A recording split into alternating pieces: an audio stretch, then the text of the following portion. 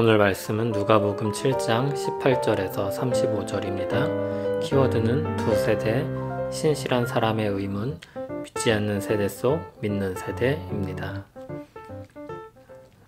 요한의 제자들이 이 모든 일을 그에게 알리니 요한이 그 제자 중 둘을 불러 주께 보내어 이르되 오실 그이가 당신이오니이까 우리가 다른 일을 기다리오리이까 하라 하매 그들이 예수께 나아가 이르되 세례 요한이 우리를 보내어 당신께 여쭈어 보라고 하기를 오실 그이가 당신이오니이까 우리가 다른 일을 기다리오리이까 하더이다 하니 마침 그때 예수께서 질병과 고통과 및 앞귀 들린 자를 많이 고치시며 또 많은 맹인을 보게 하신지라.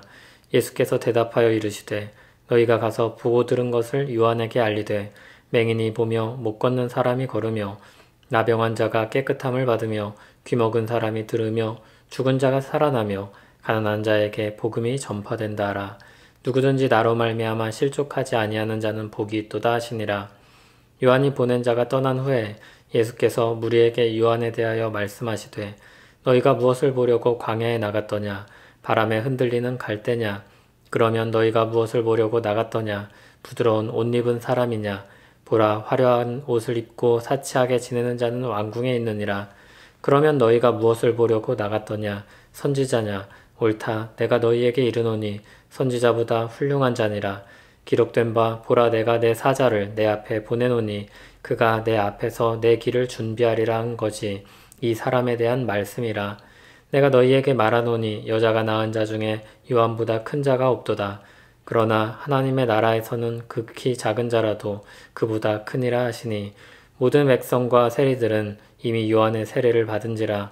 이 말씀을 듣고 하나님을 의롭다 하되 바리새인과 율법 교사들은 그의 세례를 받지 아니하므로 그들 자신을 위한 하나님의 뜻을 저버리니라.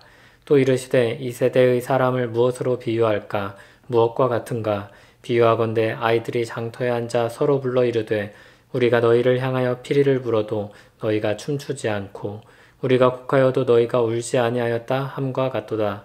세례 요한이 와서 떡도 먹지 아니하며 포도주도 마시지 아니하며 너희 말이 귀신이 들렸다 하더니 인자는 와서 먹고 마시매 너희 말이 보라 먹기를 탐하고 포도주를 즐기는 사람이요 세리와 죄인의 친구로다 하니 지혜는 자기의 모든 자녀로 인하여 옳다함을 얻느니라. 아멘. 세례 요한이 예수님을 메시아로 소개했지만 자신 스스로도 의문이 들었습니다. 왜 메시아가 왔는데 아직 구약의 예언들이 성취되지 않은 것이 있는가 하는 의문이 들었습니다. 그래서 세례 요한은 자신은 감옥에 갇혀 있었기 때문에 제자들을 보내서 예수님께 질문을 하게 합니다. 예수님께서 그 질문에 답하십니다. 지금 구약의 예언들이 이루어지고 있음을 본다면 실족하지 말고 믿음을 지키라고 말씀합니다. 예수께서 대답하여 이르시되 너희가 가서 보고 들은 것을 요한에게 알리되 맹인이 보며 못 걷는 사람이 걸으며 나병 환자가 깨끗함을 받으며 귀먹은 사람이 들으며 죽은 자가 살아나며 가난한 자에게 복음이 전파된다 하라. 누구든지 나로 말미암아 실족하지 아니하는 자는 복이 있도다 하시니라. 그리고 예수님은 요한의 제자들을 보내신 후에 요한에 대해 변호해 주십니다. 요한은 지금까지 어떤 사람들보다 큰 자였습니다. 그런데 여기에 한 가지 말씀을 덧붙이십니다. 하나님 나라에 속한 사람이라면 지극히 작은 자라도 요한보다 크다고 말씀합니다. 그 이유는 요한은 예수님께서 행하신 일을 모두 보지 못할 것이기 때문입니다. 그러나 그 이후 사람들은 예수님의 십자가와 부활을 볼 것입니다. 예수님은 그렇게 요한을 편들어 주시고 요한에게 세례받은 자들을 독려하십니다. 그리고 완악하여 믿지 않는 바리새인과 율법 교사를 가리켜서 하나님의 뜻을 저버렸다고 말씀합니다. 예수님의 말씀은 단순히 바리새인 집단을 공격한 것이 아니었습니다. 정치적인 대립각을 세운 것이 아닙니다. 예수님은 그들을 빗대어서 악한 세대를 말씀하신 것입니다. 이 세대는 예수님께서 오셨지만 믿지 않는 세대였습니다. 예수님은 그들을 장터에서 노는 아이들에 비유하십니다. 그들은 피리를 불어도 춤추지 않으며 곡을 하여도 울지 않습니다. 그 어떤 놀이를 하자고 해도 반응하지 않는 아이들입니다. 오히려 그들은 먹지 않는 세례 요한을 귀신 들렸다 하고 먹고 마시는 예수님을 비방하며 세리와 죄인의 친구라 하였습니다. 그러나 시간이 지나서 하나님의 뜻이 선명하게 드러날 때 믿음이 참으로 지혜롭다는 사실이 드러나게 될 것입니다. 신실한 사람도 의문을 가질 수 있습니다. 그것은 악한 세대로 일컬어지는 사람들의 의문과는 다릅니다. 그들의 의문은 불신에서 나오는 의문입니다.